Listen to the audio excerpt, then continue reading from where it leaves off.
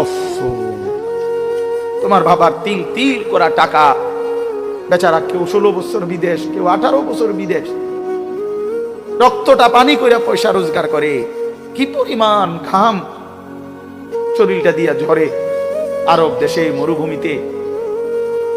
আহা, 12 ঘন্টা 14 ঘন্টা 16 ঘন্টা ডিউটি করে প্রবাসী, কি পরিমাণ ঘাম ঝরে এক এক প্রবাসীর।